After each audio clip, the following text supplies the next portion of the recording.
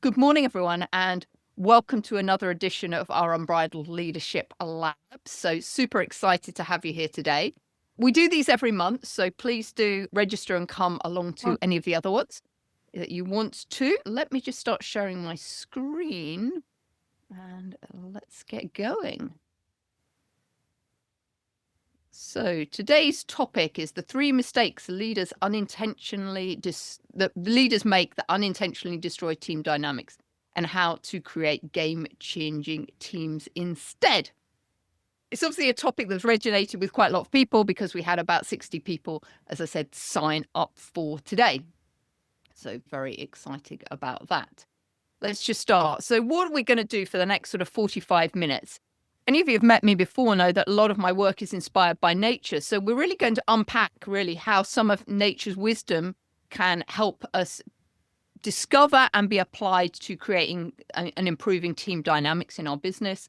I'm going to give you some really practical, actionable strategies to help you create dynamic teams. And we're going to have a bit of collaborative insight and share some ideas between us, because I think there's almost so much richness in what we can learn from each other. So why do we need to master team dynamics? I always talk about teamwork being the competitive superpower that we have in business. And I truly believe that. And so many of the organizations and teams that I work with really aren't harnessing teamwork to its best effect. And so I pulled together here eight here, reasons that I believe right now why we need to master team dynamics. And the first is this skills obsolescence is increasing. And what do I mean by that? What it's showing is the average duration of some of the skills that we're developing is often only 2 to 2.5 years. And if you think about it, one of the big challenges for us right now is, for those of us with children that might be at university age, is what to go and study at university. Because often by the time you've got out of a course for 3 or 4 years, what you went to study has fundamentally changed in that time. Just think about people that were studying marketing at the advent of Facebook. They went to university looking at the old traditional styles of marketing, and then it all moved to digital and social media. So we're really seeing this acceleration of skills changing. And just more recently, in terms of ChatGPT, I don't know how many of you are using those in your business. It's fundamentally changed the way that I run my business. I don't have to spend hours and hours writing. I can go and get some ideas from ChatGPT that just speeds up the process. So we're seeing a lot of jobs shifting and altering. I actually think this is a good thing, because I think in terms of team dynamics, it means it gives our team more time to actually do the more interesting work and not having to do perhaps some of the grunge repetitive jobs, because we can get those automated. And that's great because it leaves people more time to build relationships. And we'll get onto that a bit later. Right now as well, we've got so many complex problems happening in the workplace that require collaborative solutions. So it's really important that we get all of our teams working together as one, focused on the same outcome, and really taking accountability and responsibility for what they want to do. Thirdly, the traditional models are failing to meet our current needs. And I'm a massive proponent of the fact that the old structures, the old hierarchical structures of how we run and lead teams just aren't working anymore, and we need a new solution.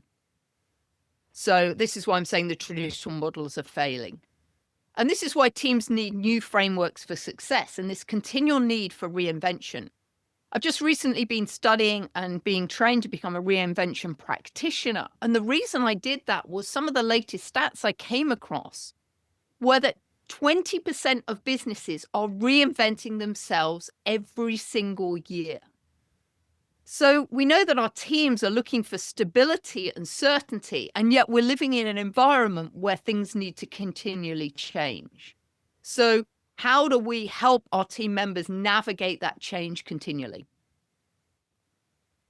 Importantly, trust levels are at an all-time low. And I just wanted to share some stats here that PwC recently put out. because they were talking about high trust organizations experiencing a 50% increase in higher productivity than low trust organizations.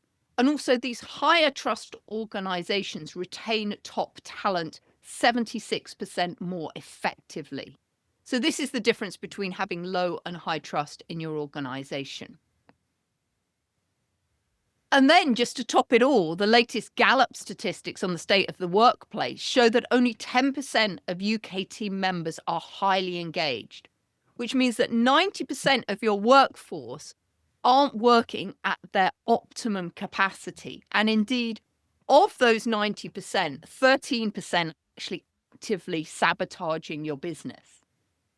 So we really need to master team dynamics so that we can create more highly engaged teams, because actually these highly engaged and energized teams help us increase profitability by a staggering 21% and a 17% increase in productivity.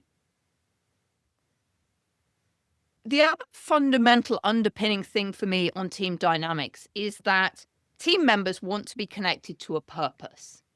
And in 2025, a staggering quarter of the workplace, so 25% of the workplace, are Gen Z. And they have little or no tolerance for poor management. And what they're looking for is a really strong connection to mission and purpose, because they want to go and work and feel like they're doing something that matters. And then, of course, as you'll all be aware, we're seeing increasing competition for resources in the workplace. Whether it's time, energy, or money, we've got a real challenge going on there. So these are some of the fundamental reasons why we need to look at mastering team dynamics and why this is critical right. So I'm curious, just if anyone wants to write in the chat, do you resonate with those ideas? Is there anything else that you like to add and think that should be in there? Just stop sharing a moment and come in. How do any of those resonate with people? Or just you're a small group, just if you don't want to type, just say, yeah, Georgina says definitely, yeah. Anyone want to chip in? Good. All right. So we're all on the right page. Hurrah. Okay, good. Let's share again. Oops. I just need to jump over. Jump to there. Otherwise, I'm going to share the wrong screen with you. One sec. Somebody told me about a new piece of kit that I clearly need to buy. Helps you effortlessly switch between screens. So that's on my list of things to do. Let's share this screen here. Okay. Who am I and why should you listen to me? And some of you I know, some of you I've never met before. So let me just indulge me for just a quick moment while I share a little bit about me. So my name's Julia Felton. I'm a leadership and team engagement specialist. I've worked extensively in the corporate world, and for the last 10 years I've been running my own business. And I'm really passionate about teamwork. And I think what's interesting is that it wasn't always the case. Actually, when I left the corporate world and I had a global team of 35 people, I was like, hurrah, how exciting. Now I get to run my own business and I don't have to deal with the challenges of teams. However, what a foolish thought that was, because even running your own business, and I've now got team members that work with me, what I realized initially when it was just me out in the beginning was I actually really missed the energy of being with other people. I'm really passionate about challenging the status quo and inspiring leaders to be the difference, and to create workplaces where the team feel engaged and energized and where everyone is aligned behind a shared purpose. And I didn't realize how powerful working in an organization or a business that had a great business culture was, and where the team dynamics were excellent, until I went to freelance into an organization where they had a really toxic culture. And I didn't want to go to work any day. And I'm usually a pretty super motivated and engaged team member. And I was like, wow. And this is the reality that most people are going to a workplace that they don't really want to be in. And this is why, as Gallup statistics show, we've got so many people disengaged in the workplace. And how do I help companies with their teamwork and developing their leadership skills? That's through helping people step out of their comfort zone and reconnect with their inner brilliance. And I do that through a combination of workshops, seminars, and retreats, consulting, and mentoring. I'm also the author of 2 books there. And for those of you that I haven't met before, because I'm always liking to challenge the status quo and get people to do differently, some of my leadership and teamwork interventions, I bring people to the farm where I'm based and people work with my horses. And yes, horses are masters at teaching you leadership because they don't sugarcoat the feedback. If you're not an inspiring and compelling leader, they're not going to go with you. And actually, neither will your team, but they're usually a little bit too polite to tell you that. So let's look at the 3 mistakes that leaders make that unintentionally harm team dynamics. And the first of those is the silo syndrome. And what does this look like? It's about creating rigid hierarchies and departmental barriers. And the unintended impact of this is that we have limited interaction between our team members and only sporadic collaboration when it's needed. And we're going to delve into each of these in a minute. So I'm just going to give you the high-level overview of each of them right now. The second mistake is what I call the control trap. And what does this look like? It looks like maintaining traditional command and control leadership in an era where actually we need what I call shared leadership, where the leader is able to and feels comfortable to share the leadership with other people within the team. And we need this because in the industrial age, one leader could know everything. Those were the days before the internet, and the amount of information that we had access to was quite limited. Now the internet comes along, information is available freely, and so there's just no way that one leader can know everything that's going on. And so what's the impact of this? The unintended impact of leaders trying to keep control of everything is stifled creativity and reduced engagement. And then the third mistake leaders make is what I call the burnout blind spot.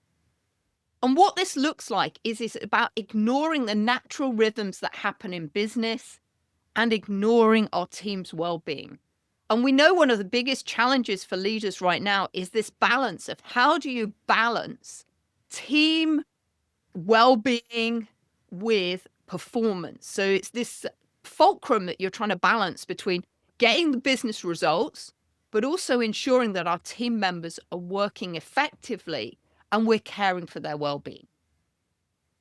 Because when we don't pay attention to this burnout blind spot, we find that our teams get exhausted and we experience decreased performance.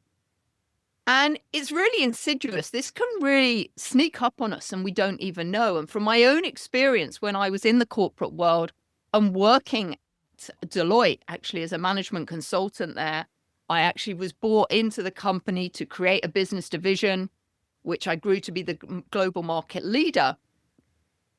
And at some point, and I've been running the business for just probably about 12 years, I decided to take a sabbatical and go traveling.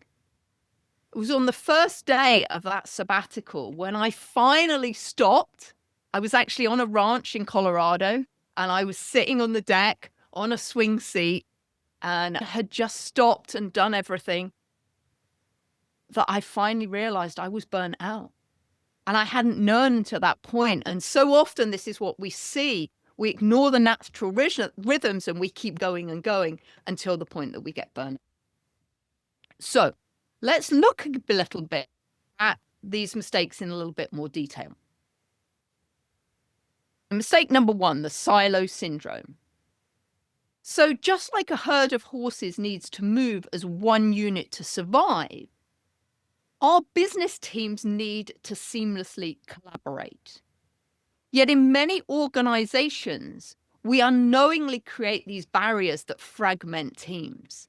And we've all seen the situation of we have all these different departments, HR, operations, logistics, finance. And because people are in their own individual teams, they forget the need to collaborate together. And yet we need everyone to collaborate together. And so we get this situation, just like the little rowing boat on the screen here, where everybody is pulling in different directions and we don't get the results that we wanted. So how can we identify silo syndrome? We see departments operating in isolation, like I've just alluded to.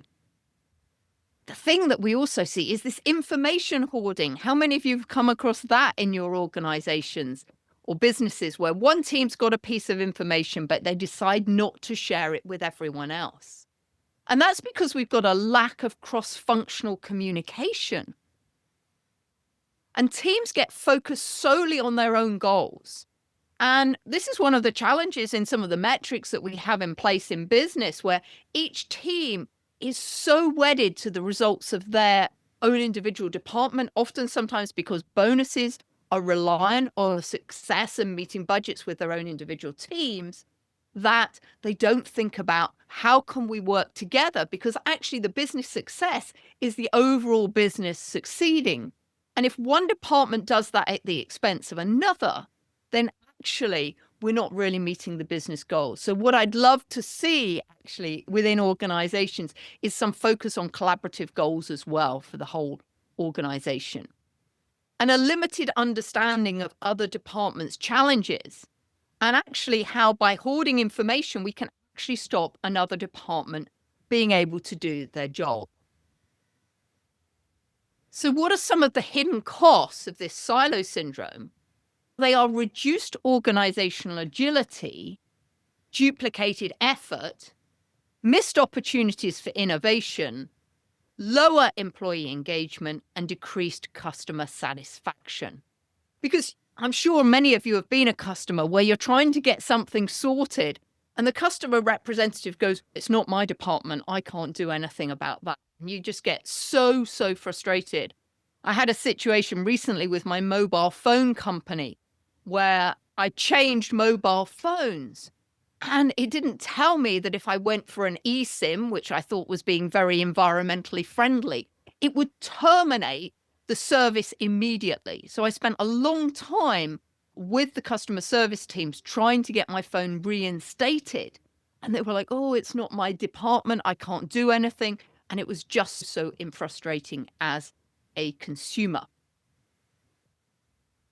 So what are some of the warning signs then that we've got this hidden cost happening of silo syndrome?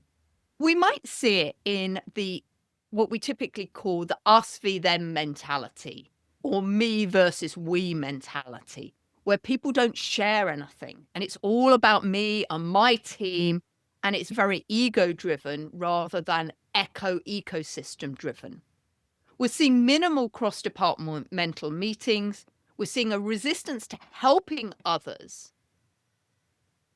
And we're seeing teams using different communication channels so they don't get in touch with each other, and really a lack of shared celebration within the organization. So I'm just going to come into the room in a moment and we can just have a chat about this. But what are some of the natural solutions out there for breaking down barriers? And I'd love you to come up with some other ideas as well. It's about embracing the we economy mindset. Like I said, moving from me to we. It's about learning from herd dynamics and how in the horse herds, for example, all the horses collaborate together. They know that as a prey animal, if a horse lives by itself, it has to stay awake 24/7 because otherwise it's going to be somebody's dinner. So how do we get within the organization that fact that we need to all collaborate together for success and create this seamless unity across teams? One of the ways that we can start thinking about that is how do we establish cross-functional projects to actually force our team members in the initial stages to start working together? And how do we create these shared goals and metrics? And then have maybe regular team rotation programs or mentoring partnerships across departments to get everybody working together. So I'd love just to hear from some of you. What are some of your thoughts on this silo impact? Where have you seen it happening? Or what can you take away from what I've just shared to do things differently? Just shout out, please. You're welcome to, because we're a small group. It saves people typing in the chat. I can go ahead. Please do, yes. Yeah, I'm involved in a business at the moment and just arrived, just looking at what they're doing. And everybody seems to be working in silos, as you said. They do have numerous different communication channels instead of all using Teams, which is the corporate one that's set up. And from what I understand, I've only been here 24 hours. The people are blaming each other. When you're trying to delve into what's happening to their department, it's always somebody else's fault. So in terms of solutions, it will be to streamline their communication in the next 24 hours, to set up some team goals for them, and to take away the blame culture of other departments. That's what I'm aiming to do. And that's why I joined this call, to get a few more tips. And Mark, I'm happy to have a call on the side afterwards, and with any of you afterwards. I'll show you a way to do that. Yeah. So you're actually in Serbia at the moment, are you? Yes, I am. I just arrived on Sunday. Wow. Excellent. And you probably need to even go one step further back to is get to purpose, get them all on the same page in what's the purpose of the business? What do we want to achieve? Because that's going to help pull them all together. Otherwise, this team's, I need to do this and I need to do this. So you might need to even chunk it up another level. So what's the purpose of the business and why are we here? And what do we need to do? Thank you. Anyone else got any thoughts? You're welcome. Anyone else got any thoughts they want to share? So I've got a similar one to Mark's one, where I had this constant, we're very big on focusing on trying to break down barriers. So we're at the moment really looking at every single improvement initiative, and I've said has to be cross-functional and bring in finance, which is quite a radical thing. But what I'm most astounded by is, as like Mark, everyone, particularly our manufacturing side, will talk about how it's customer support, it's the back office, it's headquarters' fault. This is not working, that's not working. So my challenge to them is, have you actually told them? And I actually have become quite arsy about it, because I'm like, listen, we don't have a lesson on marketing or ESP. So you guys, you need to be pulling those together and start thinking as internal customers. Identify who is your internal customer. And when you're doing your measures, you do customer measures as well as your delivery measures, for instance. So taking it a little bit, because the whole QCD kind of thing is great, but I think it's a little dated because people always think external customer and whatever. So I'm getting them to think more internal customer and do that feedback. And I say, don't come bleating to me with your problems if you haven't actually told your customer what's going on, or your supplier what's going on. Yeah, I was going to say that customer is in the broadest sense of all stakeholders, right, Georgina? Everybody. Yeah, because we just assume people know what's going on and that we're frustrated, and we don't even tell them. And that's why there's this, I know that we don't want to have an obscene amount of meetings because most of us have too many, but we're having the wrong meetings and the wrong conversations within business right now. So therein lies the challenge. Okie dokie. Time whizzes fast on these. So let's just jump into the next one if that's all right. Okay. Okie dokie. So now let's look at number 2, which is the control trap, should I say. So I'd just like you to imagine this. I imagine trying to control half a ton of horse through force alone. It simply doesn't work. And yet in business, we often see leaders clutching at the reins too tightly, creating resistance instead of flow. And I get this. I understand why this happens. I know and I'll put up my hands and say, when I was at Arthur Andersen and Deloitte, I did. It was my I was what we called an entrepreneur. I created my own business unit within the structure of the larger organizations. And it was really my baby. And I wanted to control it and keep it safe and make everything work well together. But what I started to realize was I was stifling the creativity of my team within that. And also the business couldn't grow more than me. I only had a limited capacity. So and really recognize how this control trap happens within business. And particularly if you're a founder or really early on in the stages of business. So how do we identify the sorts of behaviors that cause this? It's that micromanaging daily operations, which at the outset, I think I got 5 gold stars at being able to do that really well, which wasn't helpful. It's about insisting being involved in every decision. And why do we insist on that? Because we don't trust our people to make the right decisions. It's about rigid adherence to hierarchical structures. Sometimes there's also this resistance to employee-led initiatives where we've got to remember, our team have a wealth of ideas and solutions. So particularly for Georgina and Mark, the team members know how to solve these problems. We just need to give them a bit of direction and the opportunity to have the conversations they need to have, because often they'll have way better ideas than we will. And this also talks into this whole concept of having diverse perspectives, because what both of you have described is one department's got a completely different view on what's happening from another department. And actually there's a richness in that we can all learn from each other, but we've got to have those conversations, like you said. And also the control trap is that fear of delegating important tasks. We keep all the really juicy projects to ourselves. And that's really demotivating to team members that want to grow and expand because they don't get an opportunity to get empowered and take on responsibility themselves. So the unintended consequences of this control trap are diminished creativity and innovation, reduced employee initiative, slower decision-making, increased stress level, and lower team confidence. And so some of the warning signs that we know that we've got this control trap going on can come in things like high employee turnover rates. So people leaving because they're feeling micromanaged, they're feeling stifled, they can't grow and develop. And research is showing, and with 25% of the organization now being Gen Z, they're looking for rapid development. I don't know how many times I've heard a Gen Z say, it's almost like they don't want to put in the graft, they want to get promoted. So we need to give them opportunities to grow and develop by giving them really interesting projects to do. Other warning signs are this lack of proactive problem solving, where teams are just, exactly as some of you have said, just blaming each other. They don't actually want to go out and find the solution themselves.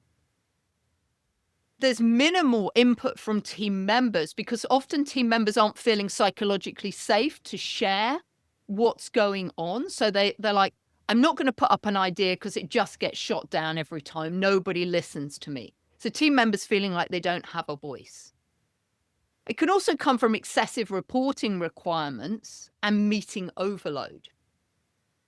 So what's the natural solution here is to really adopt adaptive leadership principles and allow the leadership roles to shift based on strengths. And how about building trust through authenticity and enabling the natural communication patterns? So what do we need to do? What are some practical things we can do? We need to delegate authority, not just tasks. I think this is really important because when we're actually asking people to do things, we do need to delegate the authority to them as well so that they can get things done. And then team members are going to feel more empowered and motivated. We need to create these safe spaces for experimentation, encourage autonomous decision-making, and build trust through consistency as well. So let me just stop sharing again. And let's see, has anyone got any comments that you'd like to make on that? Maybe hear from somebody who hasn't spoken. Anyone resonate with this challenge of the control syndrome going on? Yes, Julia. Sorry, I'm Ben. I'm working the. Hi, Ben. Nice to see you. Very much for this opportunity, and I apologise for joining late. Things happen. All right, no problem. I'm certainly seeing a lot of this across the NHS, particularly where there is an expertise held at a very senior level, and that expertise is not necessarily reflected in the bigger picture across a wide variety of different areas. amongst the team. And so therefore the person at the top wishes to make sure that everything that goes out, all communication that goes out, must be signed off by them. And what this has delivered is a whole team of people who therefore don't finalize documents, don't finalize communications, because they know it's going to be corrected by someone else, therefore putting more pressure on the person at the top. And so we're seeing a lot of delay in release of documents, certainly things being delivered late, because they now have to be changed much more by the senior people who have less time, and therefore effectiveness is being reduced across the board. Of course, these senior people don't want to release that authority to communicate now, because they've seen the quality is not good, and therefore they're frightened of reducing their own standing by seeing they're having their team release stuff. So it becomes a vicious circle, which must be broken by a new person coming in and just releasing it and accepting errors. But that's not happened yet. Yeah. Deborah, I see you strongly agreeing with everything that Ben's saying there. I've been chewing my cheek as to when or what to say. Recent experiences where working in very fast-moving organizations, very lean organizations, but coming in to increase and highlight the functionality that they've been missing, without saying too much, and finding that the skills of the team that in one particular area have actually been in need of upskilling massively. Whilst I had gone in with what you need to do it, just no surprises, please. No, as far as possible, no surprises. It has been occasionally a real kind of burn moment has appeared. So it has its costs. And the dance to get the upskilling, particularly when, as I say, extremely fast, very lean, with a regulatory requirement to meet. Then those dynamics are really quite difficult to tangle with. And when all the teams are distributed, I think that's what we're dealing with in contemporary organizations for the most part now. And that's quite a tricky one. Yeah, no, absolutely. And Ben, I so resonate with what you were talking about, because that toxic organization that I worked in was exactly that situation, not the NHS, but everyone was afraid, literally afraid of the leader, the owner of the business. There was no trust. And actually what I witnessed there, even just in the 6 months I was there as a contractor to them, was that the team members were just doing less and less, because they're like, what's the point? It's going to get changed anyway. Yeah, you do. You get this vicious circle, and it's only going to get changed by building trust and helping create that psychological safety, so people know it's okay to try something, and we won't always get it right. But in the way that business needs to go now, I think we have to see business as a huge experiment. I know obviously in the NHS, we've got people's lives in the fray, so there's bits that we can't experiment in. Out with of that, we definitely can, and we have to, because otherwise we're just never going to be able to move and be agile enough. And with this speed of reinvention, where things need to change so quickly in order to keep organizations agile, we know organizations like the NHS and others are still a bit in the twilight zone, but it's a massive ask to really try and move the Titanic almost to get it on the right track. I'm very keen on trying to tell people that it's the strength of a leader is actually in developing their team, not having control of the team. Therefore, you should, at the final point, as a leader, you should be able to sit back and just watch everyone else deliver what you've wanted. So you just have to work out rather than in. But that's not really landing very well at the moment. And the problem is, I remember saying to people, actually, your job as a leader is to effectively make your role redundant, because you've actually empowered all of your team members to do your role. And I remember we're at that situation in corporate where I was like, I can't hire this person. They're smarter than me. They're better than me. I don't want to give everything away, because what would I get to do? But when I did get to that point, I got to do really new, exciting things, like expand the business into new verticals and things like that, which is what really resonated with me. But I had to give it all away in order to find the new opportunities for myself to grow and for everyone else to grow. But it's quite a mindset challenge. I get that for people to do that. And particularly in the tough economic climate where people are maybe worried about jobs longer term and what they're going to get. So let's just quickly jump in. Oops. I need to just jump into this last slide. Burnout. Here we go. Sorry about this. Go. Okay. So the third mistake here is the burnout blind spot. So in my herd of horses here, there's a beautiful rhythm of rest and activity. The horses know they have to conserve their energy for times of flight when they have to get away from the danger. And in everything in nature, undulates, has a rhythm. It has times for being on the peak, times for resting. And so it has that natural cadence to it. And that's what we don't see in the modern workplace. We're really pushing against the natural rhythms and creating exhaustion instead of sustainable energy. And it's no surprise that, when we die, our heartbeat flatlines, right? But most of us are going along, pedal to the metal, 25,000 miles an hour, with none of this cadence happening within our lives. And this is what's causing such burnout for people. So what are some of the reasons that we identify the burnout blind spot? It's constant high pressure environments, ignoring early warning signs of team fatigue, an overemphasis on productivity metrics, a lack of recovery periods, and a disconnection from those natural work rhythms. Everything in nature has a rhythm to it. The sun comes up in the morning, it goes down at night. We've got all the seasons. Everything around us in the world has rhythms. And yet in business, we've tried to think that we could become immune to that and not have natural rhythms and just keep people working, as I said, pedal to the metal all of the time.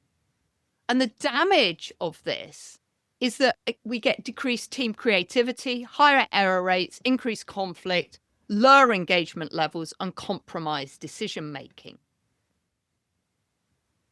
So how do we really see this happening in the workplace? We've already talked a little bit about it, maybe the lack of voluntary contribution. People just don't have the energy to give to anything else. Maybe there's an increased irritability in the team interaction. There's a diminished enthusiasm for new projects.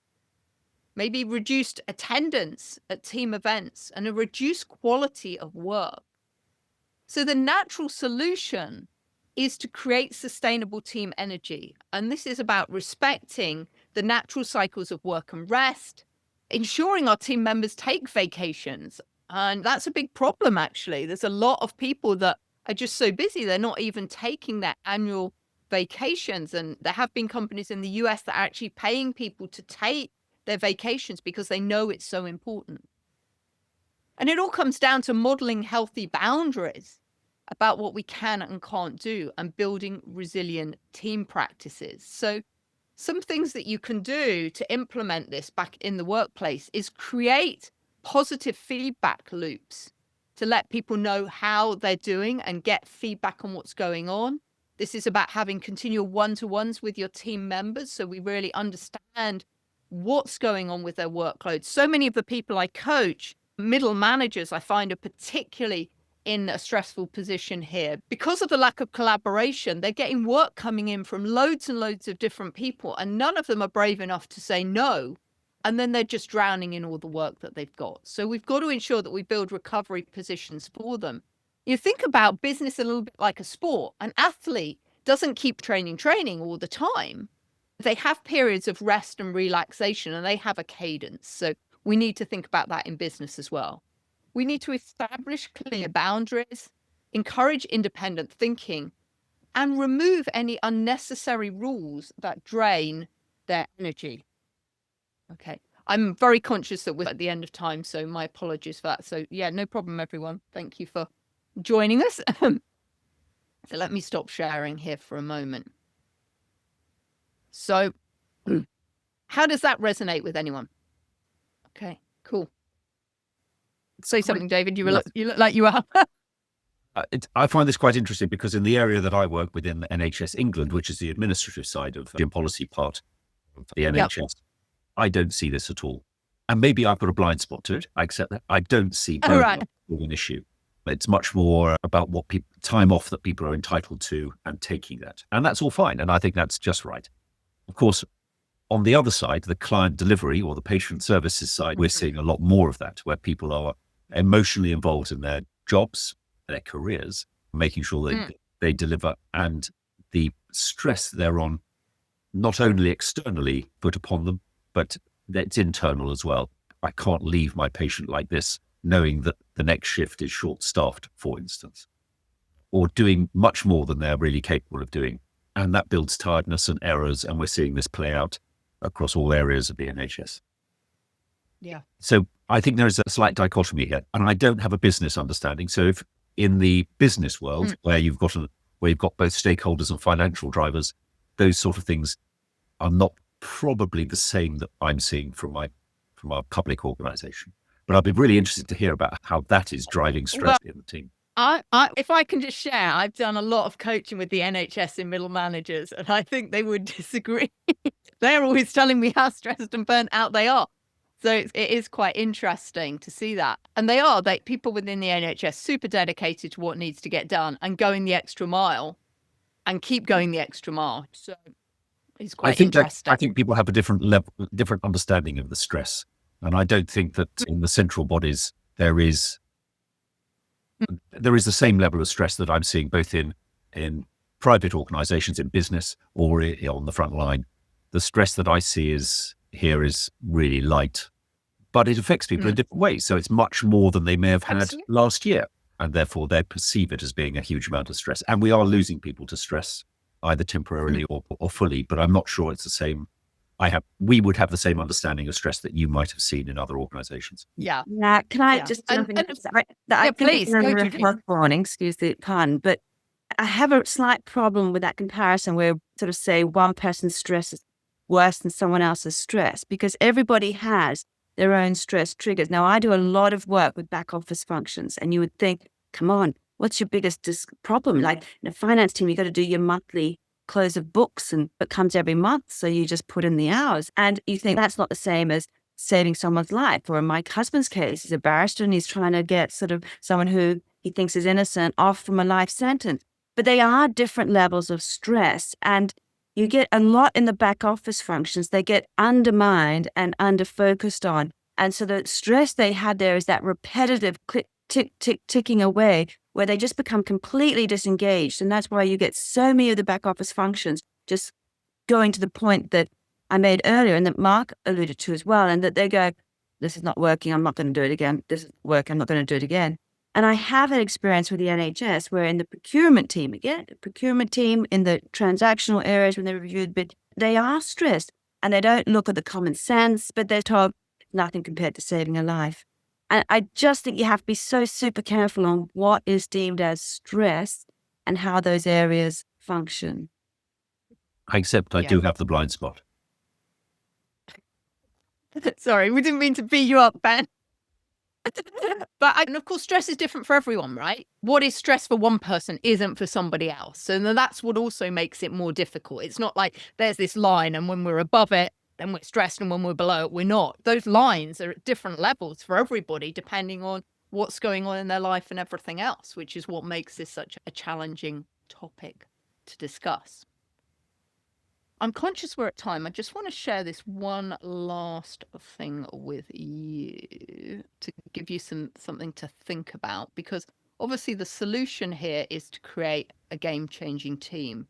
And there's 3 components that you probably want to think about we're having within your game-changing team. Yeah. Let's just share. So the first thing we really need to build is that game-changing trust. So we're really asking the question there, how can we remove the barriers between our teams? And for a little bit of a self-assessment, why don't you just rank yourself? What do you think your team has? Level 1 to 2 is a silo mentality. We're moving through limited interaction to sporadic collaboration to seamless unity. So just put in the chat where you think you are on that scale for game-changing trust. You're number 4. I mean, seamless. You're at scale number 4, so limited interaction. Okay, you're at 7, sporadic collaboration. Thank you. Okay. Anyone else wants to put them in? Let me just share the second one then. Impactful contribution. We always want to think about how do we enable our team members to bring their best self to work? And again, are they bringing minimal effort, partially engaged, sporadic, growing commitment, or purposeful alignment? So maybe you want to score yourselves on those as well. The impactful contribution, I think, is one of the most really relevant ones here, because this is all about how do we get team members to bring themselves to work and help them understand what the contribution is that they make and the impact they make in the workplace. And that can be massively motivational for people when they understand that. So with those of you, Georgina and Mark, with your kind of siloed teams, once the team really understand how their role fits into the bigger picture, that's why I said you might want to chunk up Mark to purpose, they can really see what they're doing, how it impacts the whole. And you think about that John F. Kennedy, when he went to talk to the janitor at NASA and asked the janitor what he did. And he said, my role is to put somebody on the moon, because that's what he understood, what his contribution was. Cleaning and looking after the space station where they do the spaceships, was really important to make everything happen. So everyone's role counts. Last question you want to check in with is, how can we help our people embrace change without burnout? And again, we're moving from steadfast resistance to cautiously responsive, to embracing agility, to radical reinvention. So, yeah. So those are the options in terms of what we've got. So what I'd like to invite any of you, if you'd like to, I'm more than happy to, because I'm conscious that we're at the end of time, and I must get these better because I always overrun them. And thank you for staying. If anyone would really like to have a conversation to discover more about how we can work with them, please do just check in. We'll send you a link afterwards, but here's a link to my diary. You can just book in and we can have a call, and I'll share with you some other ideas and other content that I had to share today, but we haven't got to. I'm happy to stay around and have a chat, but I'm conscious we're over time. So if anyone else needs to go, please go. Otherwise, if anyone wants to ask me any questions or anything, please feel free.